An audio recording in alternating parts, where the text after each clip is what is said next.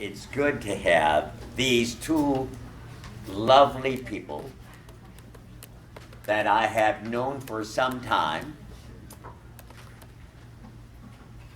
Donna Manocchio, and she's our clergy type. Just a type, not really a clergy, just a clergy type. And Candace Lowe, who is our layperson. They're both in Asylum Hill Church, and they both work together in this area of accommodation and accessibility in the local church.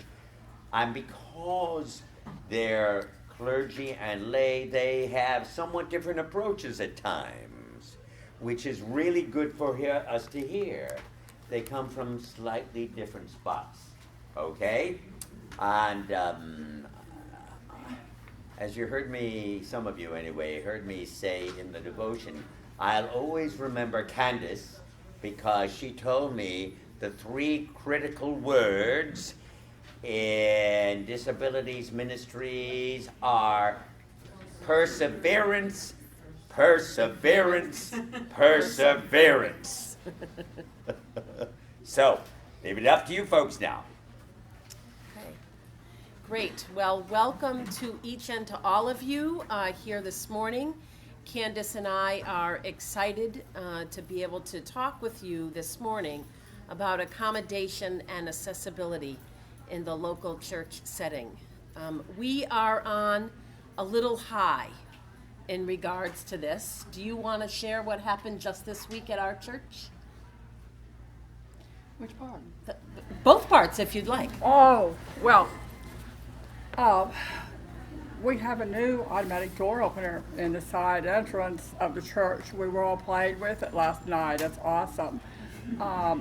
I think that it will add a lot to not only people who have mobility issues, but people who are delivering things, people who are carrying babies, so forth and so on. It's beautiful. You could all come Sunday to Homecoming Sunday and check it out. We start at 10:15. I have a commercial. Yes, you do. Perfect. And then the other thing, we've been looking for backup interpreters, so we were able to find one, so we will be able to move forward. I'll talk about that a little bit further on, not just for worship, but for participation in church life. That's so important. So on that positive note, and Candace is right, it is perseverance, perseverance, perseverance, and I would add patience to that mix sometimes.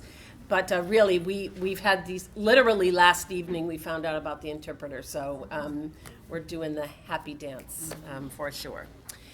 Candace and I thought that we would begin with a time of prayer, knowing that you have had your time of devotions this morning, but in our opinion, prayer is always possible, right?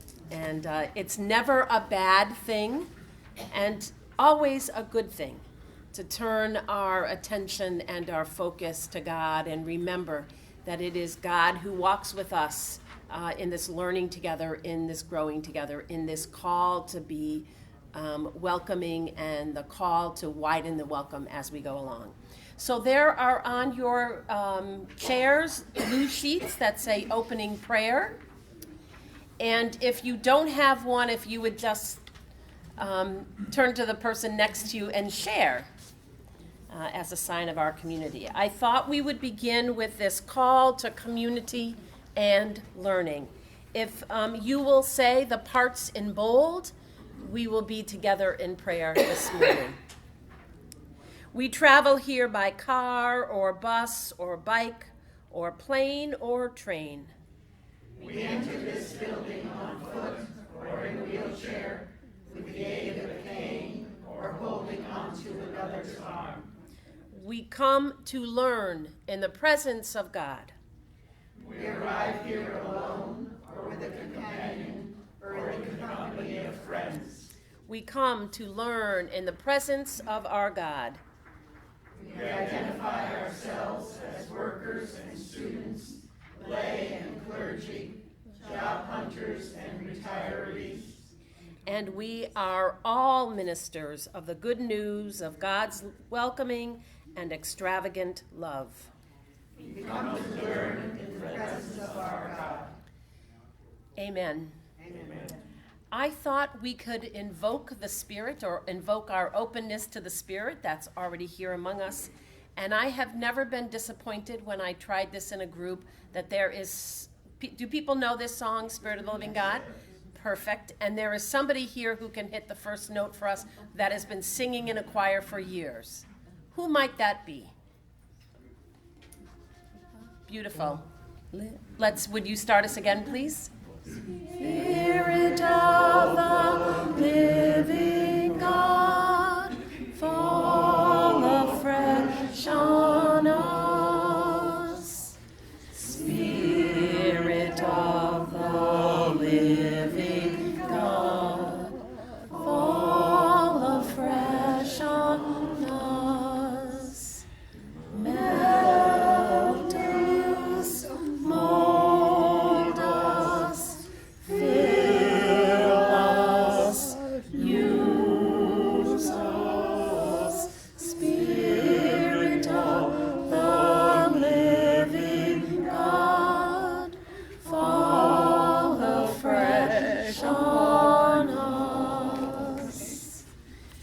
You will notice that I changed the words slightly to that tune that we're used to singing, right?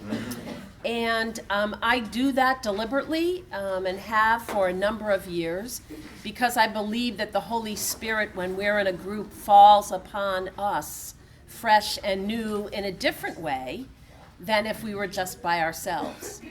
But it's also instructive because I think people learn to shift the language in the middle of the song, like you're starting to say me, and then you go us, and then you look to the person next to you. That's what this journey is about too, friends, isn't it?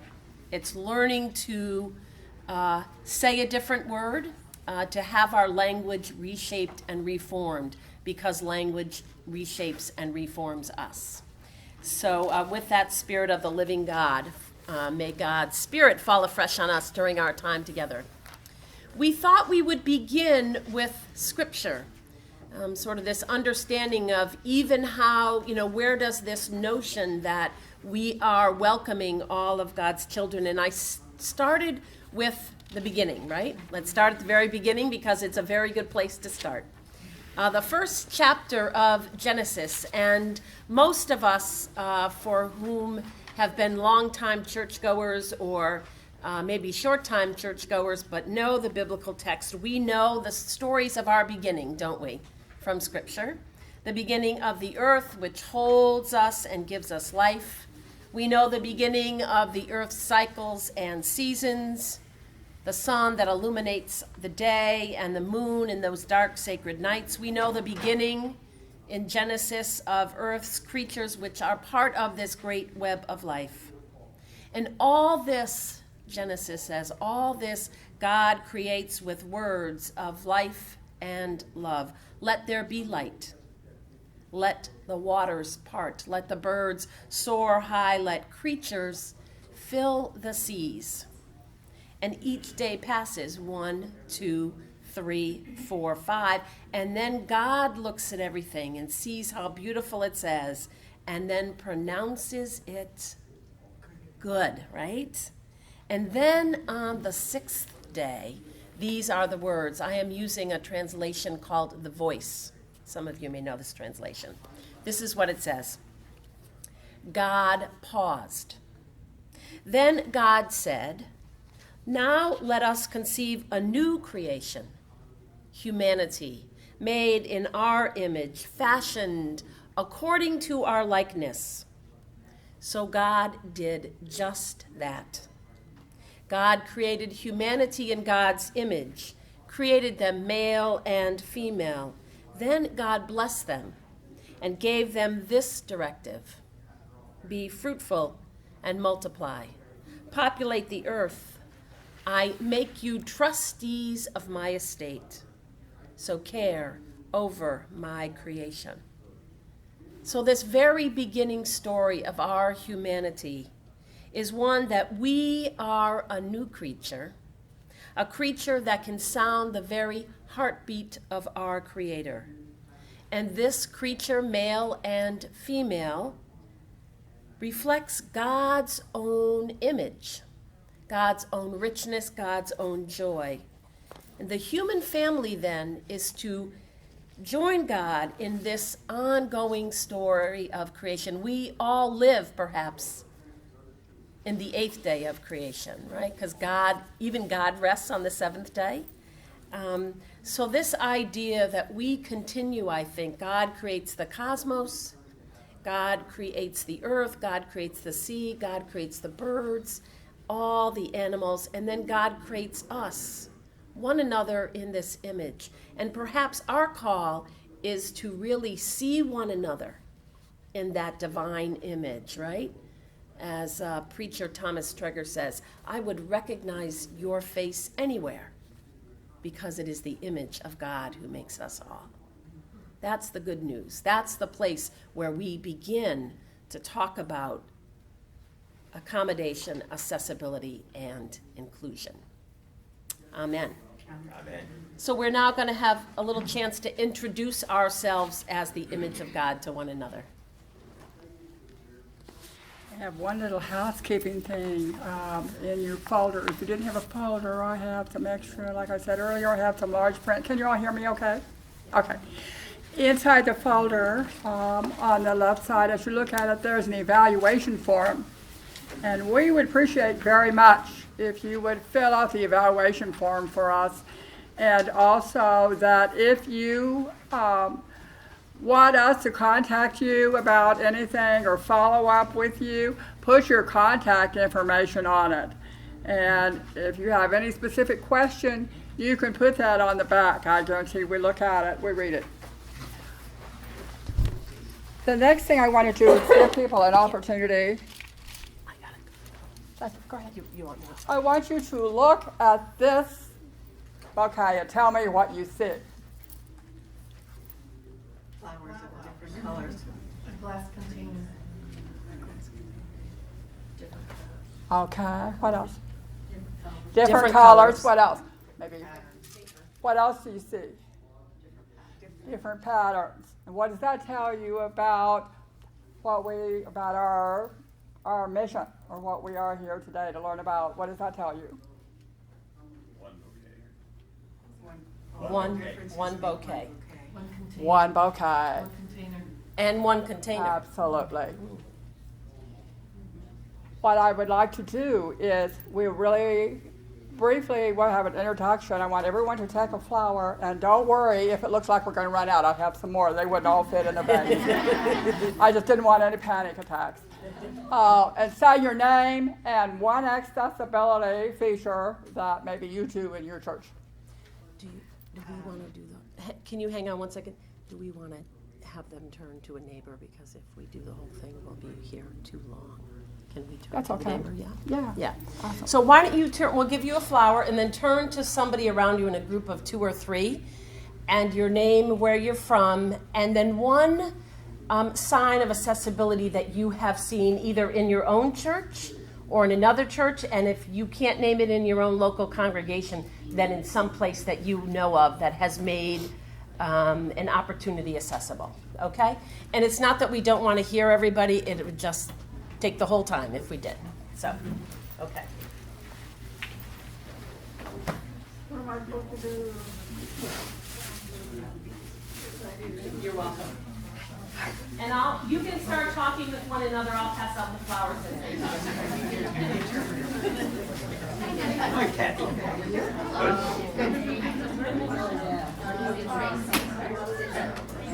Thank you. Oh, Jerry, that's beautiful. Did I say Tracy? That's my brother's name. Okay. So, what sign of accessibility have you seen? Well, unfortunately,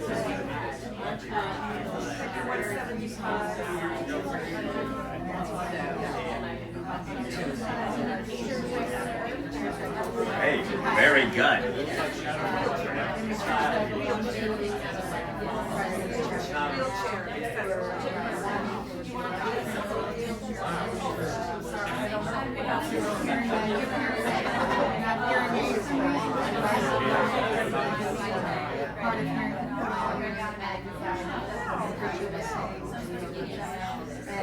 we also, in that church, made be more accessible to someone that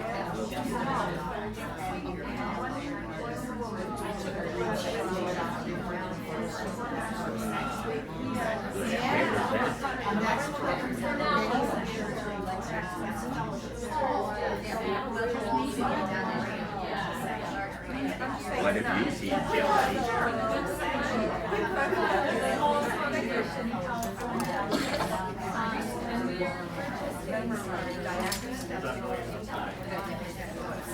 I'm part of the first church in town, and we were able to stimulate the church to get headphones. So I am going to, do you want to, sorry. That's a good sign, and I've become very interested in the I am going to invite people to just name their accessibility piece and then talk a little bit about bridges and walls and ask people to name the things that keep them from including, because we want to get to this widening circle fairly quickly. I took too long in the prayer. Yeah. And if you have a hearing aid, Okay. I don't know if you have to move something in the hearing aid or not, but it takes it up. You don't have to have a headset or anything like that. It's very interesting. One of the ladies here said she put a key ring in her living room for $200. Tell them about the Dropbox. Tell them the materials in the The Dropbox. Yeah. And we will probably have a folder. Yeah. Did you take your folder with you? Later. And I know there's a church that did it for about $6,500, and it's a fairly good I size. think somebody didn't have one. Friends, might I invite us back to the larger group? I'm sure we could continue to share this conversation for most of the day, right? As we can tell by the buzz in the room that there's lots of good things happening, and not only stories, but people are getting to know one another, and then you have that great opportunity to sort of listen to what somebody else does, and in the spirit of all things true and good about church will steal somebody else's idea. If we are following along or trying to follow along on this yellow sheet, here's our agenda. For those of you who don't have a folder, everything is in the Dropbox. There may be one or two folders at the end which we can give you, but I understand that everything electronically is available on a Dropbox, so you can get everything from every workshop if you want it, correct? So if there are people who are comfortable with using that capability and you want to hand in your folder at the end, so we can make sure everybody get one that wants one, I think we'll be okay. Otherwise, we'll figure out how to get to the materials afterwards, not to worry. So let's just do popcorn style or petal style, since we had flowers. A little, give us and the larger group some feedback about accessibility. Where is that? You will see the next thing on the agenda says bridges and walls, right? So what are things that allow that accessibility and accommodation and inclusion to happen? The things that help us go over from one place to another. What are some things that you have done or seen done? Yes, Michelle. One of the things that we've seen is when people really understand the importance of inclusion, it drives accessibility. So when people start to understand how important it is to include everybody in the life of the congregation, that they're more willing to, the money starts to become available, Yes. and Yes. they see the need to make accommodations and happen. Yeah. So what I'm hearing you say is that sometimes a change of mind and a change of heart then opens up some other things, doesn't it? Yeah. What I've learned over the years is it's okay to ask somebody what they need. Yes. Instead of being all embarrassed and just trying to assume and do it wrong. For example, our summer camp is not 100% accessible, but it's fairly. And we had one high school girl that was in a wheelchair that came to the camp. And I just asked her, I said, can you take this piece of paper and as you go through the camp in your normal routine, just write down any challenges, whether they're easy for you and you don't even notice them, we'll write it down. And I had a 3-page list. Yes, beautiful, beautiful. That helps. We're going to talk a little bit about that later, but you've already sort of named one really, really, really important value in this whole conversation, David. Thank you. What other things accessible? Yes? I'm thinking of the way my sister's church has accommodated her. She's been in a wheelchair for 35 years, and they have put the choir from an upper place to a lower place so she can stay in it. They've taken out pieces of the pews so she can be in a row and not in the aisle. Yes, They beautiful. created a small handicap parking lot. Went to war with the neighbors. Really, who did not want the flowers taken out Yes. to make a handicap Yes. parking lot. Yes. She spoke in public at a town meeting, which she said she would never ever do, and Yeah. she did. Yes. And all those things that they've done to accommodate her. Yes. And of course, other people in the mix Yes. use those things. Yes, absolutely. Beautiful, right? So here's a member of a community, right? And this is what happens some of the time because we love somebody, right? We love somebody. They are part of who we are, the fabric of our church community. And then, most of us live in a state of temporary ability, right? Because in a moment, we could be disabled. So when that happens sometimes, when somebody's part of your community, of course, you would do it as your family, right? You do it as your family. Beautiful examples. Thank you for those. All right, go ahead. We'll take one more, and then I want to switch a little bit to talk about. For years, we had this old rickety lift, and when I say lift, you could call it an elevator, but it only elevates if your finger is pressing very hard onto the button. Yes. You take your finger off, you're stuck in this cage. And people were scared; they weren't using it. I was using it for my mother. My daughter was using it for her stroller, but most everybody was afraid. So we now have a ramp, and that was a big deal. Beautiful, beautiful. So ramps, elevators, right?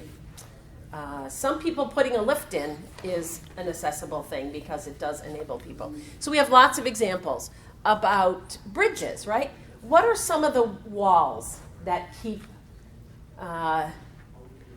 some people from not being able to fully participate in community? What are some of the things that either you've heard or seen? Stairs. The congregational churches with the paving stone walkways. Yes. Absolutely unwalkable. Yes, paving stone walkways. Sometimes people choose aesthetics over accommodation and accessibility, right? That's a wall. You're right. Yes. Microphones that don't work properly or don't really allow everybody equal access to what's going on. Yes. They assume that they're working. Yes. Poor sound systems. I don't know. We don't have that at our church. Maybe you have it at yours. We do. Actually, We have problems. It was just brought to our attention by a member of the diaconate who has trouble hearing. Yes. And he said, I'm in the back, I can't hear, and 5 of us can't hear. And Yes. we have these little gadgets that you're supposed to be able to adjust, and he said, they don't work. So we just recently had this conversation and Yes. said, we need to update our mic system instead of this, where, if you're not speaking right into it, if you go like this, everybody's lost. So we really need to update our Yes. whole system. Yes. And then I said, and we need to say, thank you, Chuck, for bringing that to our Yes. attention. Yes. Everybody hears that we listen, and then thank you. And then maybe somebody else will say, hey, you know what? I have trouble sitting in my pew. It's too short. It's Yes. too big. It's too much. Yeah. Maybe I should speak up. Starts a conversation, Yeah. doesn't it? Yeah. In the church where I formerly served, a woman who had hearing loss gifted to the church a hearing support system. And the first week we used it, there was an older gentleman who sang in the choir for years and years and had been a member of the church for probably 40 years. And the first Sunday he used them, he came up to me and he said, for the first time in years, I could hear the sermon And I said, oh my gosh, that's terrific. He said, yeah, I guess. Because I always think of him, Bill. I always think of him. But what a freedom it is, right? For people who want to hear or not even. Yes. I sit in the great PA system and then somebody goes, I'm sure you can all hear me, and they don't use it. Yes, that's the other thing. People do this, right? They say, I don't need a microphone, I can talk loud enough. And you're like, no, you need to use the microphone. So sometimes we even have the tools and then we don't use them, right? So the first step, getting the tools and then certainly using them. What else keeps us sometimes abridged, Kathy? Our church has a lot of young members, and so our worship bulletin is very small print, and we need to enlarge the print. Yeah. Large print bulletins. How many of your churches have large print bulletins? Good. I will say I use a large print bulletin every week because you'll see me using these. So, yeah. Just large print bulletins, but we also just this last summer went to a projection screen, and all the people that had large print bulletins now don't want to use them because they've read the screen. Perfect. We have a handicapped accessible bathroom that's just off the sanctuary, but for the rest of the church life, it's way out of the way. Yes. And it's a barrier because anybody who needs to use the handicapped accessible bathroom has to go up a lift and around and zigzag their way through. It's almost like we might as well not even have it. Yeah, perfect. So we think, okay, we have it, but then the question is, where does it go from there? So I don't know if you've ever encountered these barriers. Maybe people say this in your church. I don't know, but I've heard, oh gosh, we've never done it that way before. We wanted to move 2 pews out of the front of the sanctuary so somebody who was in a wheelchair would have accessibility, similar to what you said about your sister. And somebody said to me, well, there's room in the back. People in wheelchairs can just sit in the back, right? It was like, oh, no. No, we've never done it that way. We don't have the money for that, right? And sort of, these are all brand new things. One of the folks once said to me, and I don't want to cast aspersions on the church where I formerly served, because we made lots of accommodations and inclusion for folks. So, but it's always a journey, right? But when we were doing it, one person said to me, I don't understand. 25, 35 years ago, we didn't have this, and people still came to church. I said, yes, until they got in a wheelchair, or they had to get into the building in a way they couldn't. And it was like a light bulb went off in his head. I said, because, just think what happened to Mrs. Jones, right? 30 years ago, she couldn't get into the building, and then you just weren't part of the community. It kept you excluded. So sometimes even when we have some bridges, I think we still have some walls, right? So just to name, both those things are true for us. Well, I have a disorder that has to do with my circadian rhythm. Mm-hmm. So I don't go to sleep before, say, 2 a.m., and I don't wake up before 9 or 10 a.m., and there is nothing I can do to change this. So when every church every UCC church around me meets at 10 in the morning, I can't be a part of it. So how great would it be, and if, like, one of the local churches decided to have an evening service every week, and I could be a part of the community then. So it's yeah. Beautiful, thank you. Did other folks hear that? Because I think when we talk about inclusion, sometimes we don't think of all the possibilities, right? Or even the group of local churches sponsoring a worship in the evening, once a week or once a month or something that would include our Catholic friends. Yeah. Have this it's just part of their structure, I think. And our Jewish friends. And our Jewish friends. And actually, the church where I serve now used to have a Saturday evening service every week. We've stopped that, but now we do have services during the week on some Wednesday nights for folks. Yes. I just wanted to say that Disciples have a Disciple Net church that's online, and you can access it at any time. Okay. And they do have a weekly service, so it changes. Yeah. But then you are participating alone, although they do everything they can to help you feel that you're included, but you've got to get your own little and the whole bit. Yeah. I think that helps for some people, but I don't know about you, but having another embodiment of God's image sitting next to you, nothing like it. Some of the time it's okay. Okay, bridges and walls. We're going to move on to sort of the meat of our time. We want to talk about accessibility, accommodation, and inclusion. Right. You're on. That's my part. I'm going to remain seated because of a balance problem. You don't want to see that. I want to know who knows the difference between accessibility and accommodation and inclusion? Or are they all the same? What do you think?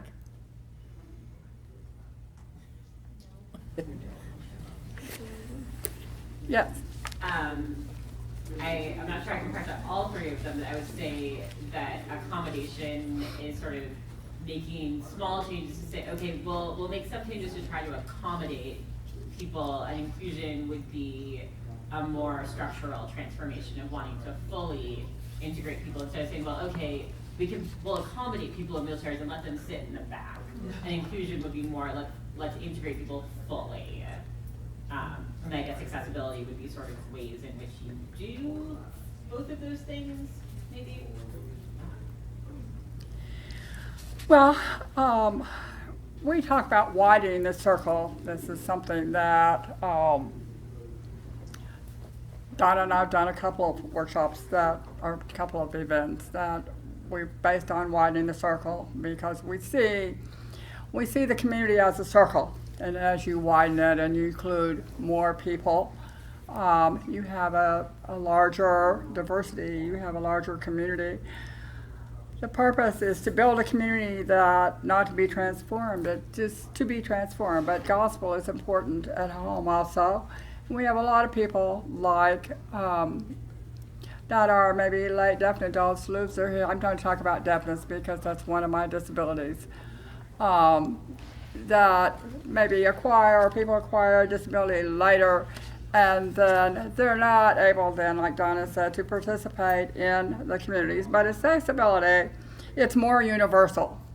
It means it's approachability. Can I get into the building, and to what extent can I use the facility? What extent can I participate at the time that I need to get there? The idea of accessibility includes, like you said, physical structure, like ramps, like door openers, accessible bathrooms, wider hallways, signage, that kind of thing. And it also means that it needs to be compatible with a person's assistive technology. And this is where we got really fun. We had a film series this summer, and we had them captioned. However, for some reason or another, the captions didn't show up on some of the films. It was a technology problem. The captions were here, the equipment was here, but the captions were invisible. And so it was a technology challenge for us. So it has to be compatible with whatever you're doing, or you have a telephone that's not compatible with somebody's hearing aid. Accommodation, accessibility, you do that and you're done. You build a ramp and you're done with that. You fix the bathroom and you're done with that. But accommodation's different. Accommodation's not limited. And the goal is to remove barriers that impede equal participation for whoever.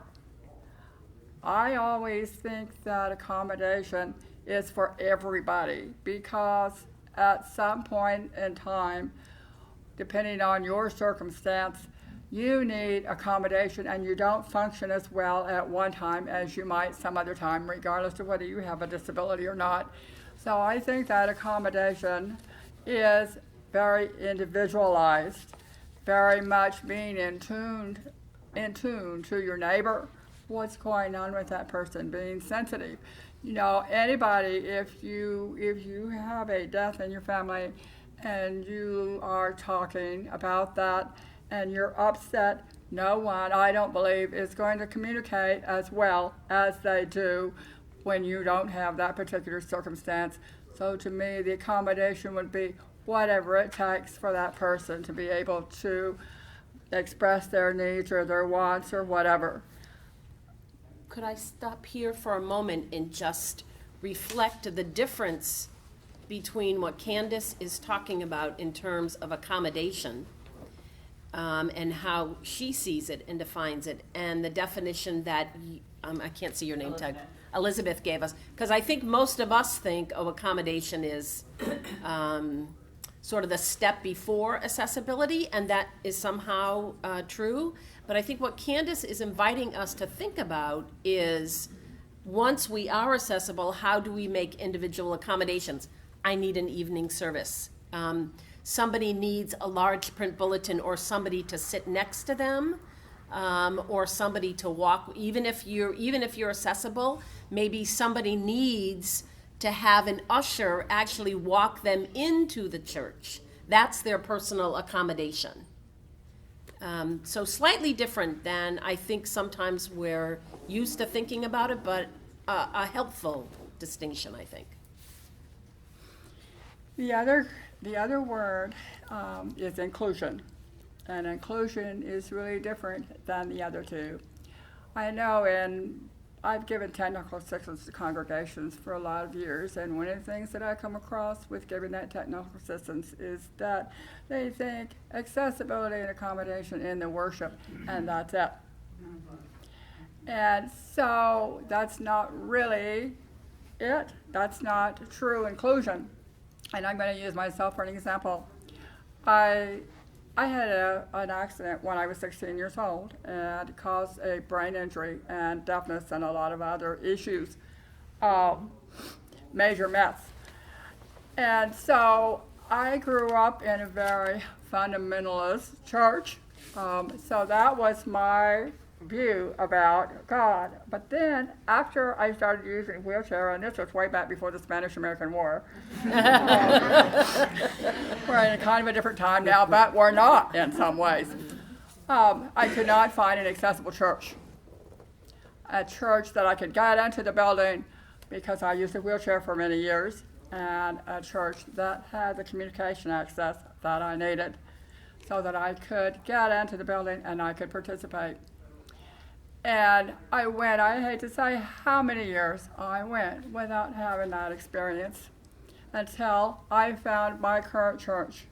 And the thing that is contributed most to my, or not most, but hand in hand in partnership with my spiritual growth was being able to participate in the life of the church, being able to serve on a committee. I thought that was the most awesome thing that ever happened to me, that I had the access to serve on a committee, and that my input on that committee was valued just like everyone else's. And I have grown tremendously from the connection, because I realized how isolated my life was before that. I didn't have a lot of people. The communication is a huge barrier with developing social relationships, with developing I call what we experience in the congregation a more intimate style of connection. And so it's very difficult to participate with that kind of barrier. And I will have to say that you never know when you provide that how much you're going to change somebody's life, how much that's going to mean to that person, or how much they're going to grow from that experience. That is inclusion. Inclusion is being able to participate in the church life, to be considered in all of the activities. I mean, not everyone can participate in everything, that's a given. But if you want to participate in something, you can. You have an opportunity to do that. That is inclusion. That they sit and think, okay, we have this activity, so how can we make sure everybody can participate? That is inclusion. And that is something that cannot be legislated. We think of accessibility accommodations as something that we do by law. Churches are exempt, with the exception of a few different things, but if you want to know specifics, you can talk to me, because there are areas where you're mandated by law to follow the Americans with Disabilities Act, but in general, you're not. And so what do you have is inclusion. You have inclusion of the heart. You can't legislate that. You can't legislate the desire to spend time with somebody. You can't legislate the desire into the hearts and minds of people. And people with disabilities have the same basic needs that everyone else has. The supports having purpose, fulfillment, meaning to what a person does, meaning to what provides inspiration for that person. Being loved and belonging is something that everybody wants, everybody needs. Having relationships and friends with others enriches a person's life. I didn't realize how much until I became really connected with people in my church, because I'd always lived, from the time I was 16, lived a life of isolation. So that connection is incredibly important to me, that I have that. And it's something that you have to think about, because a lot of times people are maybe not comfortable with approaching a person with a disability. Or I have people that are not comfortable with approaching and talking to me because they go, oh, I don't know sign language. It doesn't matter how you communicate. The important thing is that you do. So we talk about this feeling of isolation being very negative impact on people. And I love the idea of the UCC philosophy that people are connected, that we're open, we're welcome, and affirming. And when we're building the church, we have to think about welcoming as an affirmation, a belief that each of us, with or without disabilities, has gifts and talents to share with our congregations. We have to think about doing outreach. And we have to think about, when we think about inclusion, we have the baby boomers that are coming up that will be acquiring disabilities. How are they going to stay in their church home? If we can't make accommodations, if we can't make the accessibility things to happen, and we don't think about including them, that we're not going to be able to keep people in their home. There's a trend now. I work in the field of independent living. I'm a director of an independent living center, and one of the things we do is transition people out of institutions into community-based settings. So that means there'll be closing nursing homes and closing institutions. There'll be more people living in the community. What happens to those people? They've already burned their bridges. They have already cut their ties way back when they had to go into an institution. They have no connection. Many of them have no connection with family. Family put them in institutions, and then, bye, we'll see you at Christmas, maybe. So what happens to those people when we put them in the community? They don't have the supports they need. And that's one place that I feel that we can widen the circle and we can include that population and really make a difference, because they don't have the connections that many of us have. I describe myself as many things. Other people describe me as many things, but we won't go there. But it's a different workshop. Yes, it is. And you can't come. But I describe myself as a seeker of God, which is what we are. I have responsibilities as a person with a disability. I want to think just a little bit about how we think about people with disabilities. There are really two main philosophies that come out when you think about people with disabilities. I'm not saying that you think this way, but running up into this all the time. The first is that disability is a punishment for sin. Yes, some people still think that way. Yes, they do. And the second is that it's a perception that disability can be a sin, or that I lost my train of thought.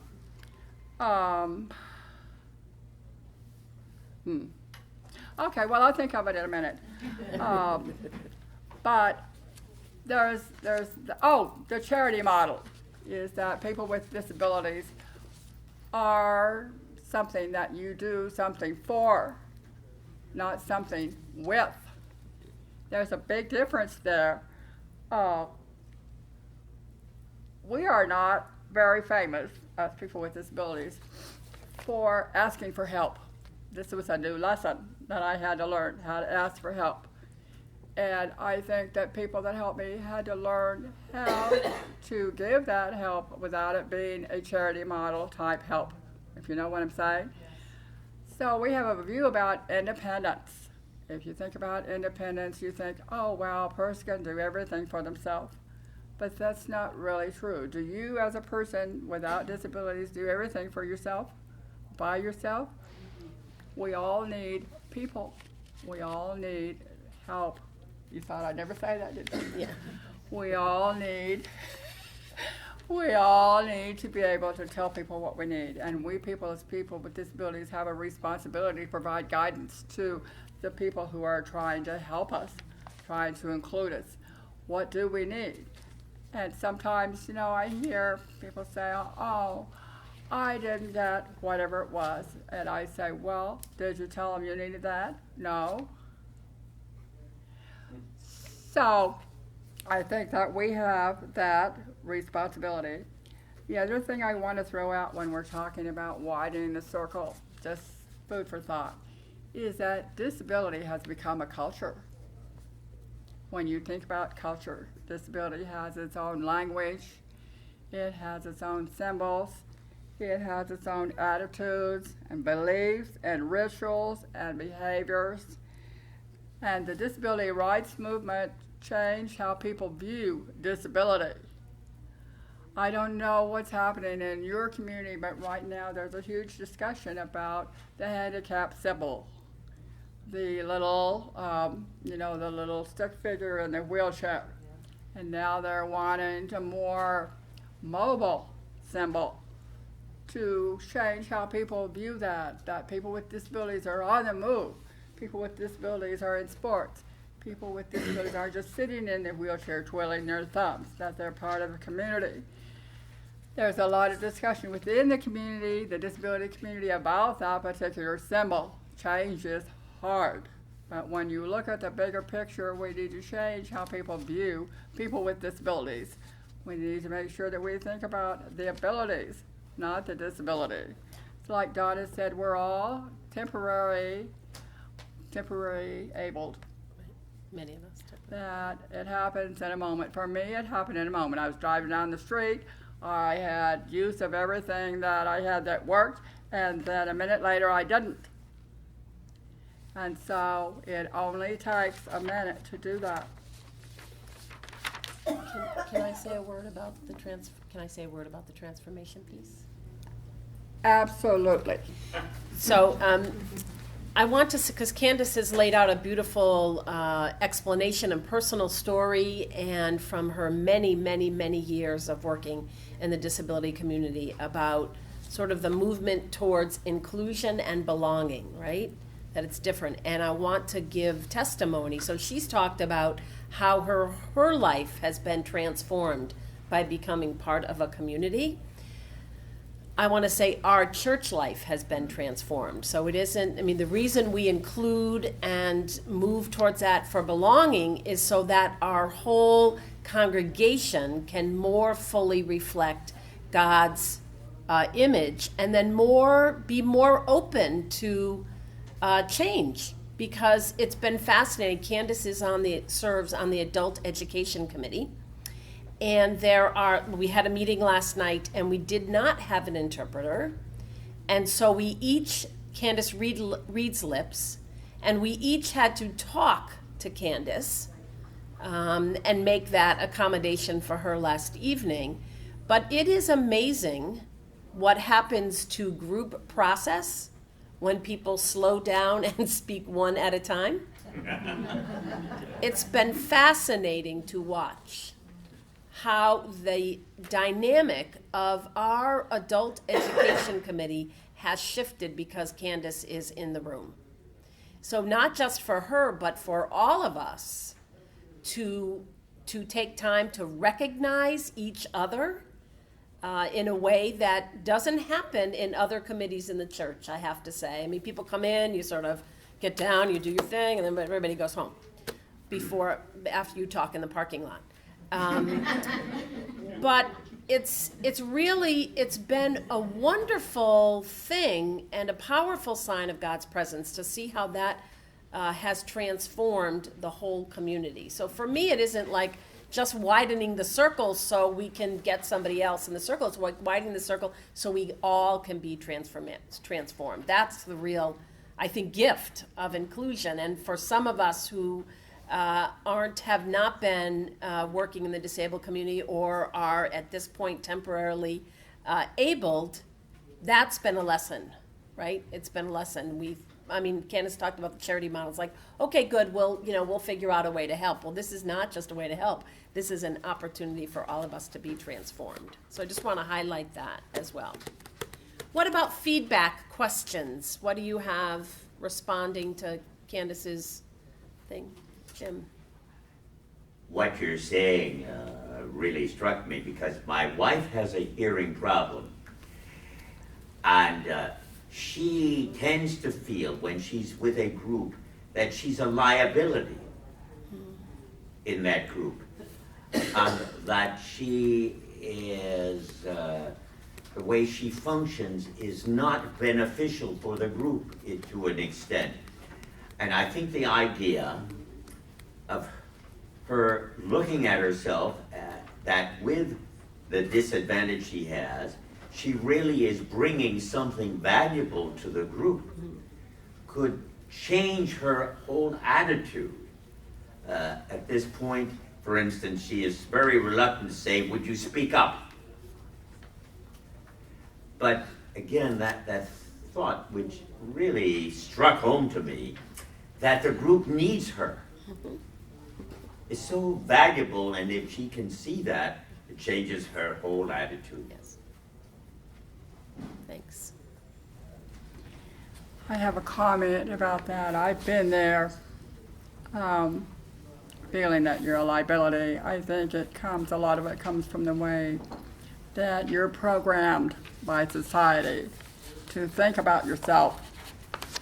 But for me, fortunately, people have hung in there and reassured me and supported me and been there and not run for the hills, and that part is very important, that it's been an effort on everyone's part. Last night, yes, it was hard to speech read the group. It took more energy from me. I was very tired, but for me, it was worth it. And that we all met each other halfway, or more than halfway, I think. And so I left feeling like I belonged to something bigger than me. And I think that's important for us as people with disabilities too. We need to have this feeling of belonging because we meet rejection every single day. Every single time, not every time you go out and meet with community, but wow, sometimes I'm in my bed and I think, it's a jungle out there. Do I really want to do this today? I have my little cat and I have my TV and I'm going, no, I don't think I want to go out there today. But you do. You get up and you put on your clothes and you get your coffee and you show up. But it affects how you feel about yourself sometimes when you meet that rejection day in and day out, every day from the public. And I realize that they don't understand where you're coming from, and that comes from, well, it's evidence not just about disability. There's a larger picture here that people don't understand where anybody's coming from anymore. Have you noticed that? But I think that that's important, that you have a sanctuary, that the church, the congregation, is a sanctuary. Historically, they became a sanctuary for people, and you need to be a sanctuary, a place that people come, a place that people can feel like they belong. We're going to move back to our gospel text to see. We started off with scripture, and we want to talk a little bit about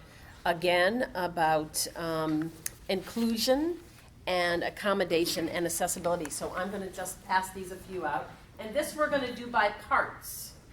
So who wants to take the role of Jesus? Come on. Okay. Dory, you're going to be Jesus for us. And you'll see a part on here for the crowd. I'm going to take one and just take if you can take pass. And I need somebody to play Bartimaeus. Do I have a Bartimaeus? Sure. Somebody said that, right? Perfect. Thank you.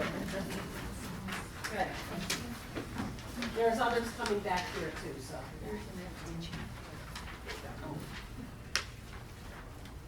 We have enough. If you don't have enough, just if you would share.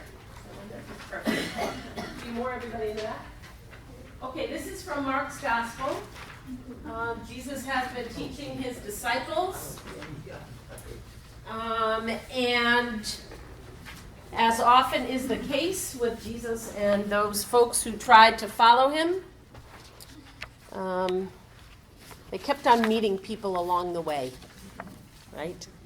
So if the person who's Bartimaeus, you just read the line when it is. This is from the Voice translation, so you will see it's written sort of like stage directions, so you don't need to say the name. And if the rest of us will be some of the crowd, all right? So let us listen for this good news today. By that time they had reached Jericho. As they passed through the town, a crowd of people followed along.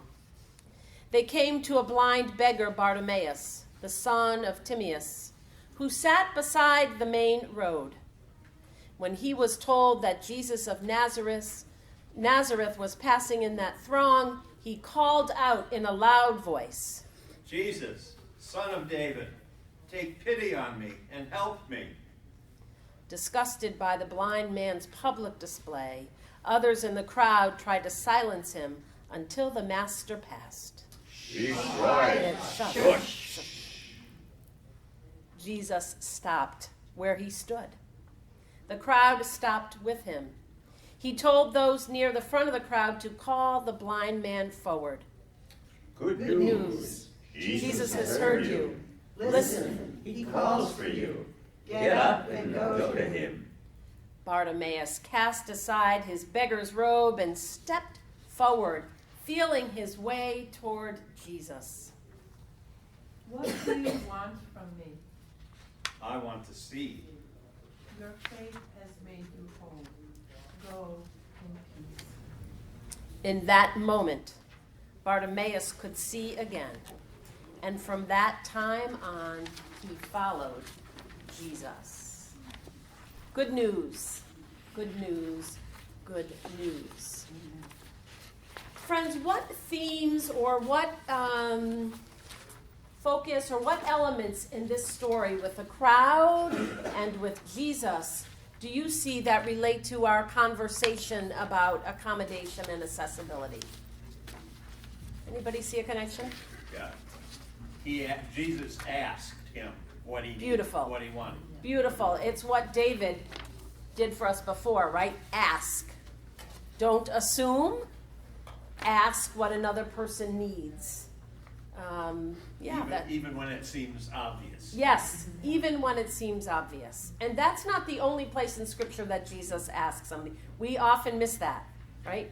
Comes, I think, out of our charity model, our whatever. Our good intentions. It's not a bad thing. It's a good intention, but somebody may have a particular need. Yes, the crowd Mary. was trying to make him invisible. The crowd was trying to make him invisible, yes.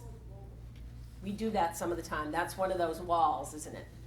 One of those walls. But what does the crowd do afterwards, right? The first part is they're like, tell him, be quiet, don't make a fuss, right? Some in the disability community have heard that before. But what does the crowd do later on? Some of the crowd, anyway. Yeah, right? Some of the crowd says, wow, listen, Jesus has heard you. This is the partnership, right? So the crowd says, let's do this together, right? Jesus is calling you. Go ahead. We're here for you. We're going to support you. We're going to make a path for you, right? We're going to build a bridge for you. What else do you see in this text?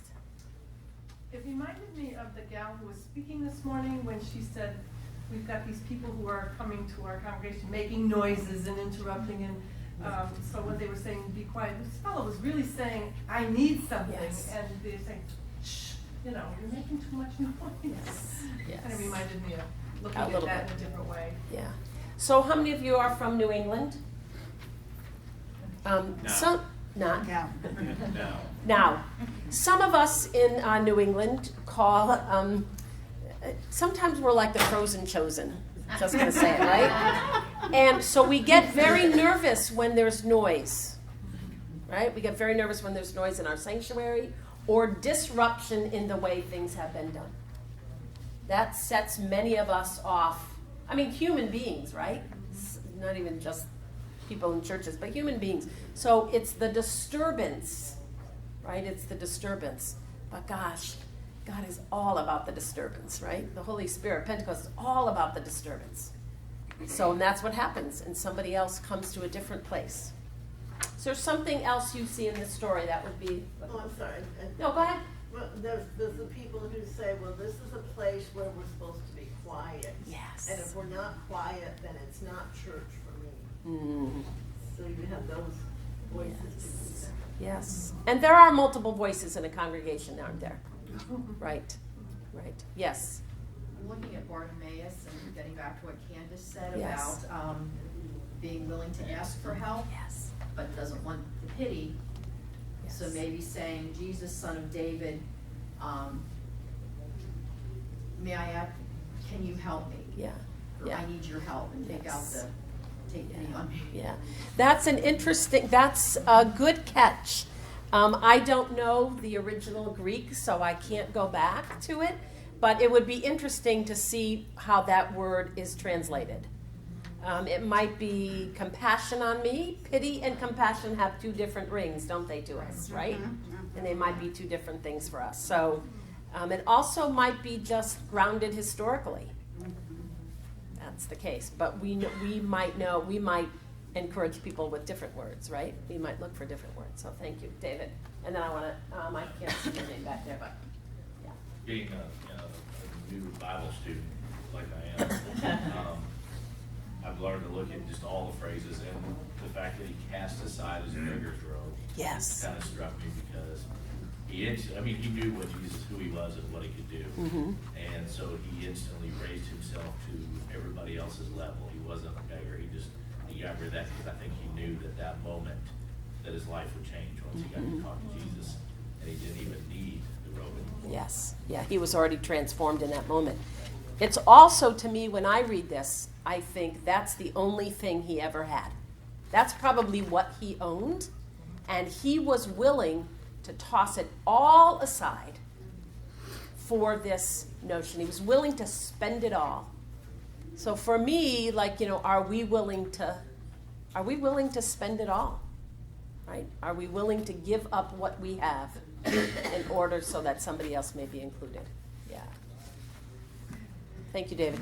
What struck me came back from what Candace said, because Bartimaeus was recognized by Jesus, and that changed the attitude of the crowd.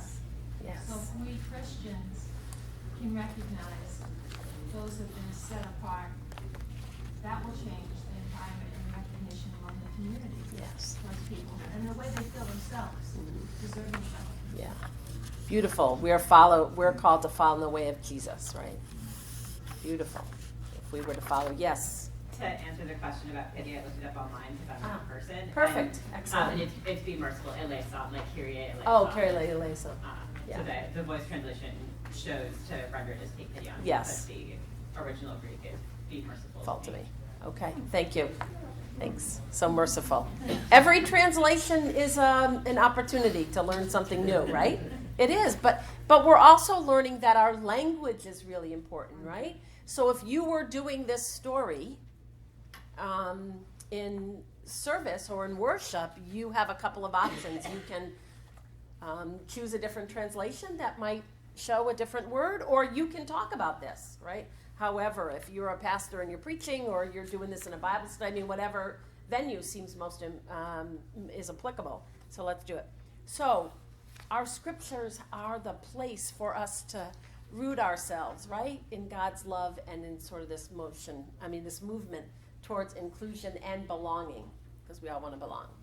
Okay, next up we're going to talk about, I think Candace is going to talk about, I can't see the, thank you, I didn't memorize it. Oh, creating a task force. Okay, and yeah, go ahead. I put a lot of documents in your folder for you to read. I wanted you to go home with some tools that you could use to move forward. One is a document about creating a task force, and this is something that I'm asked a lot when I'm providing the technical assistance. It is the page that starts out with the disability rights stuff on the front, because that's where I come from. It's a disability rights movement. And if you turn into that, it has an outline about creating a task force and making change in your congregation. One of the first steps I think that you have to do is you have to talk about your level of commitment. This is a very important conversation. I'm not clear about what paper. Yeah, we're still looking. What does it look like? It starts out saying a barrier-free society. Actually, it's the right to worship as a social justice is the title. Right here. It's the first one. The first one. Got it. Yeah. Got it? It's the first one, yeah.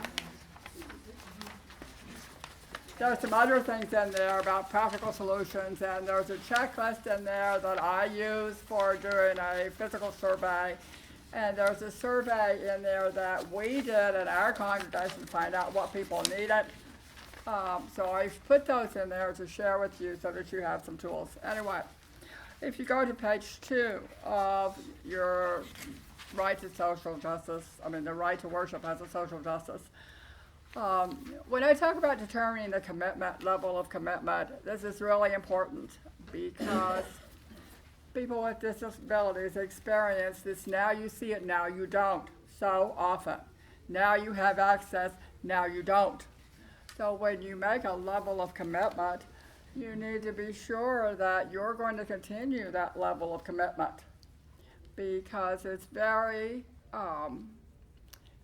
difficult for people when they have access and then all of a sudden they don't have access to that. So that's one important conversation that you have to have with your congregation. And the other is values. And this sounds like, oh, we all go to church, we're all a part of the same community. However, people view disability very differently, even within the disability community. So the values, what part do we value? What values are we going to put with our widening the circle or our journey towards inclusion? And then look at who's at the table already. As we talked about today, everyone it's called to be at the table, no matter whether you have a disability or you not have a disability, but who's at the table? Who really can get there? When you're thinking about putting people together for moving the church forward towards accessibility and inclusion, you have to look at the dynamics of who you put together for a task force, variety of disabilities, for example. Or if you're a small church, you don't have a variety of disabilities, somebody with multiple disabilities. Well, 3 in 1, just like the Trinity or right, something. look what you get with me, 5 or 6. Seriously, it's important that you have this perspective of what people need with various disabilities. And also with different cultures if you have, because African Americans have a different belief about disability than Native Americans, for example, or people who are Asian. So you try to get this diversity. You invite people who have the responsibility to plan and lead worship. This is important because if you don't have the leadership committed to this, you're not going to get anywhere. Even if with 3 or 4 perseverances, Jim, you have to have the leadership committed. And sometimes you have to teach the leadership. I saw somebody raise their hand. Do you want to walk through Oh, I'm this? sorry, I can see you. Do you want to walk through, or you want to take a question? What? Oh, sure, I'll take a question, sure. Being from a very small rural church, would you think it was okay to ask another community member, whether they went to your church or not, that had those qualities, the disability, maybe somebody in town that can assist you, maybe they're happy with their church and everything's fine, but they can help you on a committee level? I think that's a very good idea. I was going to throw this out as a resource, but I think there are resources, disability organizations, people with disabilities that are leaders in the community if you're lucky, or that that maybe that can bring that perspective. But one of the things that I encourage congregations to do is partner with your local Center for Independent Living. And there's 400, I think now there's about 480 centers for independent living across the United States. And one of the things that we do is provide community supports for people to be in the community and be included, and most all of them know how to do accessibility surveys, and almost all of them are working in social justice, and we're all in the same business, that is dreams and hope and healing and change and social justice. So if you can partner with your Center for Independent Living. So that's a very good question. Thank you for asking that. And yes, pull them off the street if you have to. I'm a firm believer in including as many people as you can in the process. Yeah. Well, I think also sometimes, churches don't have a ramp, or they don't have some other accessible things. Maybe they don't have signing or interpretation as part of the worship service because they say, we don't have anybody like that here, right? So often we make those accommodations and make things accessible because we love somebody, and right, we had that story before. But there are also ways to begin to introduce those kinds of things, because you're right, and Field of Dreams, if you build it, sometimes they come, right? Because people are looking for a place. Go ahead, keep on going, sorry. Okay. I think that's a very important point, because there are a lot, like I said earlier, there are a lot of people like me who don't have have a church home now. Yay. But who didn't have a church home, that are out there, and access is the barrier. They can't get into the building, or there's an attitude about people with disabilities. So that's a very valid point. Also, it's important to have people who manage the building. We had to talk with the Building and Grounds Committee with our door opener. The one thing that I was concerned about was where was the placement of the button. So that, because there's a little slope in the ramp when you get up, I wanted the button far enough back that you could get a forward momentum. You push the button and you keep your forward momentum and not have to go back, so you don't end up in the bushes. Building and Grounds Committee, it's real important to talk to them. The other thing that made happen is we have a reserve sign at the front pew for people who use interpreter or people who need to be closer. And they got the sign, that little... Reserved? Yeah, the little reserved, it's a tent. It's like a tent. Yeah, it's a little sign that looks like this. Like That's in a what. funeral. Yeah, yes. I got it, don't I? they got it donated. So it's important, and the responsibility for people with the educational programming, because like last year for Disability Awareness Sunday, we had a discussion after Disability Awareness Sunday, and it was, I mean, everything goes through the Adult Education Committee. So we talked about it at that level, we talked about it at the task force, but you try and include that group because they do things that you want to advertise your accessibility for. If you don't advertise your accessibility, then people don't know you have it. And so if they don't know you have it, then they're not going to come. It helps if you have somebody that is responsible for fundraising and for community outreach, and someone, like you said, knowledge of accessibility or solutions, and that doesn't have to be a church member. Just happen to be with AHCC because that's my area of expertise, but you can pull them in from the outside. Also, it's important if you determine the responsibility of that group. What do you want from them? Some of the things that our task force did is the survey of the facilities, of the church facilities. And we also created a survey that was distributed to the congregation. We have what we call a connection card in the service. And actually it's attendance. They want to know who came to listen to the sermon. No, I know. Many of you probably do this. You have people sign in some way, shape, or form, because then when somebody doesn't show up after a period of time, you know who's missing, really. You know who's missing. Yeah. And also on that connection card, you can put prayers or concerns or whatever you have. I really love it. But one Sunday, we put a modified survey on the connection card.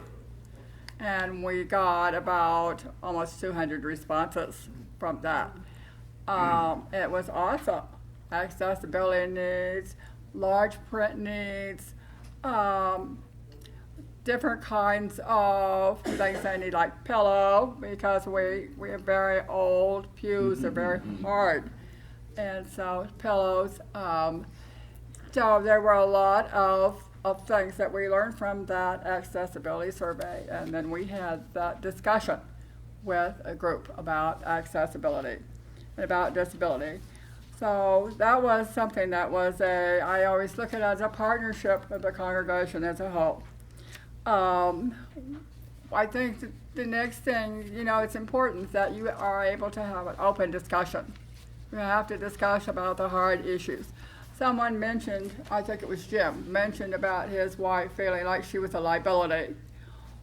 We do sometimes, feel like it's a liability because it's the view of independence that we've experienced all along. But if you have a partnership and you have the open discussions, then everybody, I think, benefits from that. Then maybe she would feel more positive about her experience in the congregation. The one thing that I think that is important is that you look at the things that you can do that doesn't really take a lot of time or expense, because money always becomes a part of the conversation. But large print, you can do that. It's amazing. We were talking about this last night. The large print just disappear. They go because a lot of people like them whether they need them or not. Whether they need them because of disability, they like the large print. And we, our congregation just purchased Bibles, and we have 5 large print Bibles. I'm really looking forward to seeing them. I think that it's going to be really awesome to have that accessibility for people. So you look at what is short term, large print, short term. You can do that for next Sunday. Putting an accessible soap dispenser in the bathroom. That's something you can do for next Sunday. A ramp, that's something you might have to do next year. We were a long time with our door opener, about a year with the door opener, because we determined the need for it and then had to raise the money for it and then had to have it installed. And so it was one of those things that caused me to have an accessibility dance. It changes every day depending on what part of the body is working that day. But It's, hey, we got accessibility. It's a joyful thing. It's an awesome thing. And when I told a couple of people in my office that our church now had an automatic door opener that they could get into the side, I wish I had had my phone to take a picture, because that expression was so joyful. So it was a holy moment. It was like, wow, we can get into the building by ourselves. We don't have to go around the other way, because the door was very heavy. Even though it had a ramp, the door was very heavy, and you could not open it independently. A lot of people could not open it independently. So, can I say around the door, because this is the third church I've been in that had a ramp but no door opener.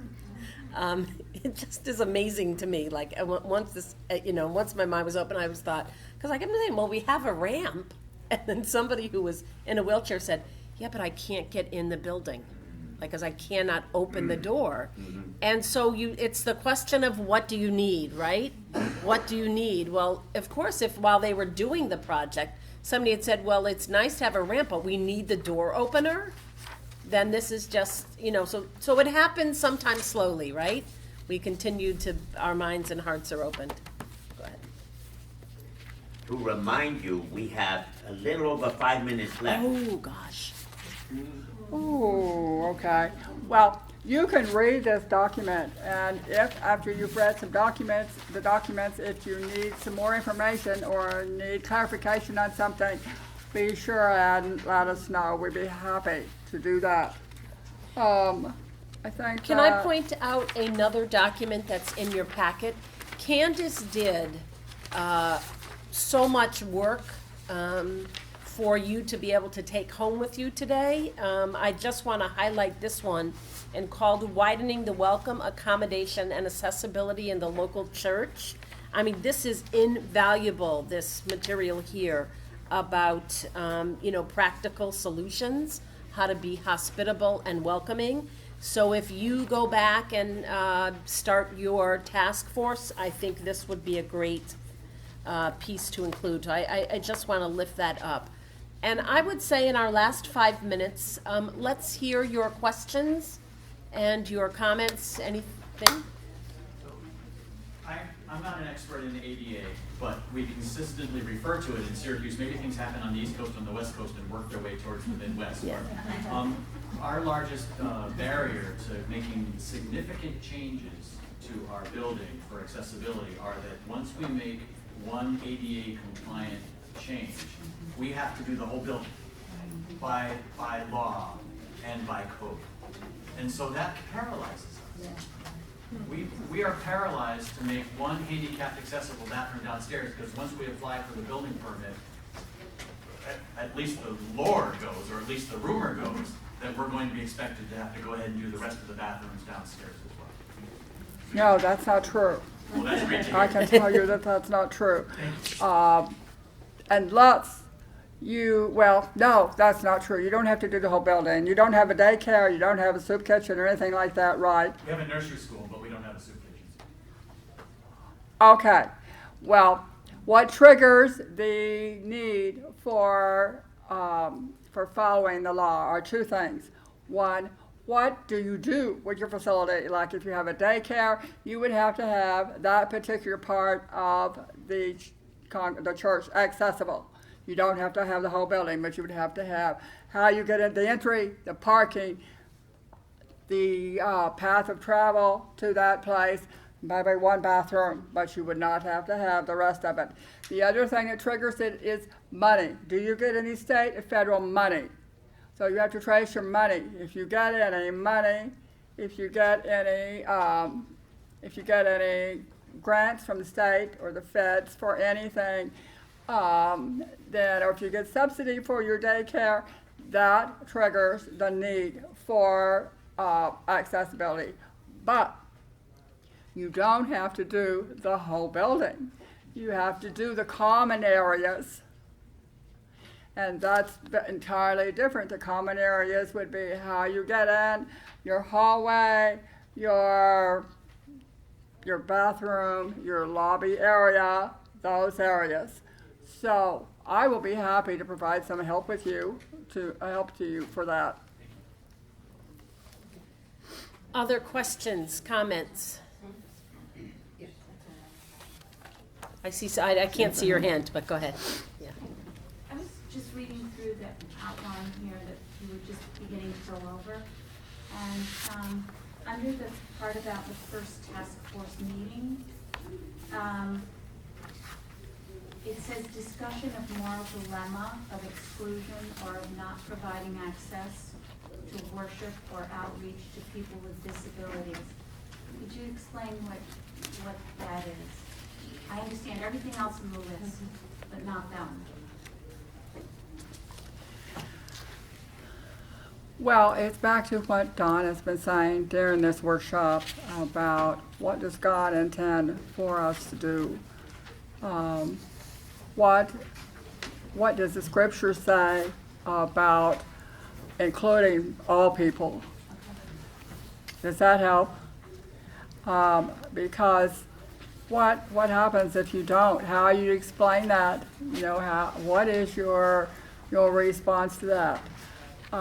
Lightning's not going to strike you, but I think that it's an important conversation to have because, as I've said before, not everybody is on the same page when we talk about including people with disabilities. I've had an interesting experience.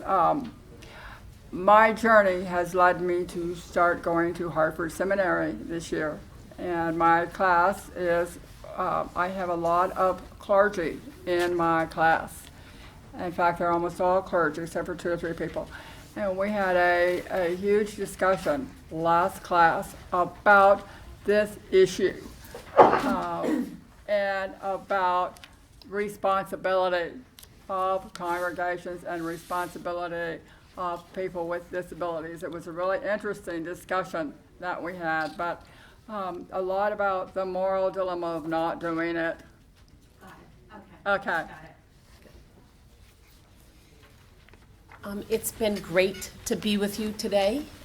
Thank you for your time and your attention, your questions. There is an evaluation form in your packet if you would fill that out, and I guess, Jim, do you take those? Or? I certainly can. Okay, and Jim, you can leave them and take them. I thought we might conclude on the other side of that Bartimaeus story is a resurrection vision, and we just might end our time together talking about this. Have any of you heard of a book entitled The Disabled God? Yeah. Okay. So this is one of the visions that the author, whose name is escaping me right, Nancy, I'm sorry, say the last name, Eastland? Yeah, Eastland. So anyway, this is, I think, her vision of sort of an understanding of who God is and who we are as well. So who would like to take why don't you all take the part of Jesus, and I will take, and I'll do the other part, okay? Then the 2 men report their own experience. They've just come back from the road to Emmaus, right? And they're rushing, they have rushed back to Jerusalem. Their conversation along the road, their moment of realization and recognition as he broke the bread. At that very instant, as they are telling the story, Jesus is there standing among them. May you have peace.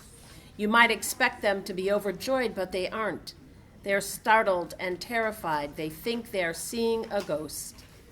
Why are you upset? Why are your hearts churning with questions? Look at my hands and my feet. See that it's me.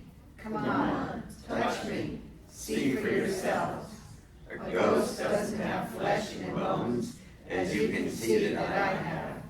Then he shows them his hands and his feet. Now their fear gives way to joy, but seems too good to be true, and they're still unsure. So Nancy's vision of that the resurrection is not a negation of wounds, right? But Jesus, the resurrected body of Jesus, the resurrected body of God always has the wounds in it, right?